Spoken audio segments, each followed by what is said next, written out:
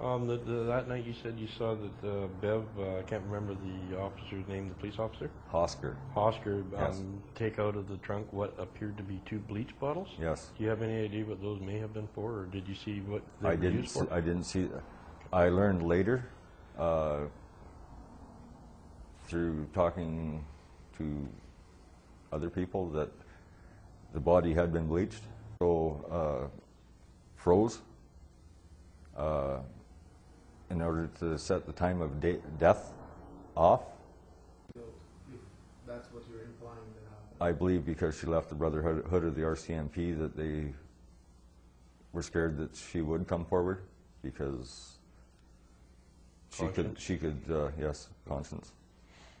Like Jim Jensen, the one that was running the Argo, he stated to my mother just previous to quitting the police force in Quesnel and going to work for Argo, he stated to her that this was the most corrupt police force in all of Canada, and that was the reason for him leaving, because I believe that they all have knowledge that these murders are taking place, and they are covering it up, because if one's made to look bad, like if you implicate a cop as a serial killer, it's going to make them all look bad. Mm-hmm.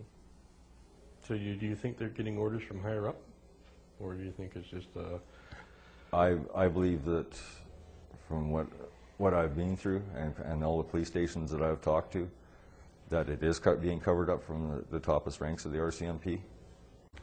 Well, actually, they just totally destroyed my credibility. They've done everything to say that I've been crazy. I have no reason to lie over this. Like, the only thing they've tried to do is murder me. Like, other than that, I've never had many run-ins with the law. I had trouble I was in trouble when I was a kid, but that was when I was 18 years old and out on the street. And I had been working for 14 years, running a silviculture company, doing danger falling, and we had 7, 8 employees sometimes that I'd have to be foreman over.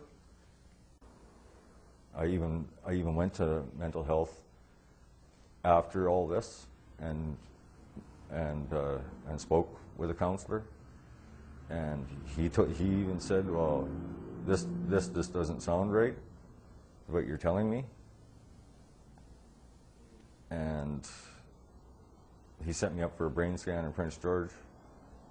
There was nothing wrong. There's nothing wrong with my brain. Like, it functions quite well.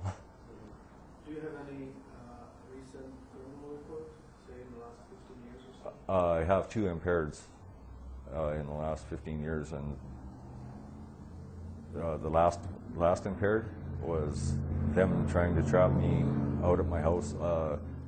At the time when I got the impaired, when they said that I blew the breathalyzer, I wasn't even in the police station at that time. I had already been gone.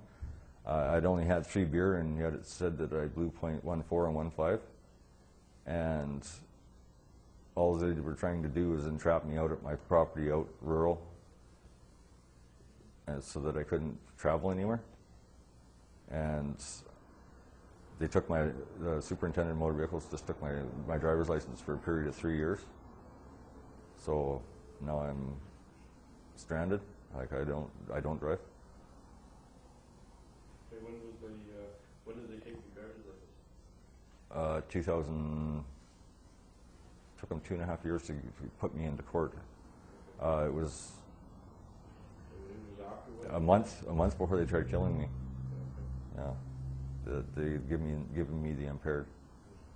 Yeah, and you got 21 days to appeal it, which I did, and for work purposes, and I was denied.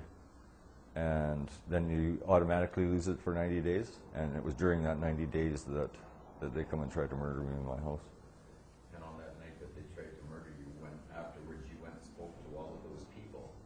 Have any of those people given you statements, or would they give you statements? Yes, I believe that they would. Right.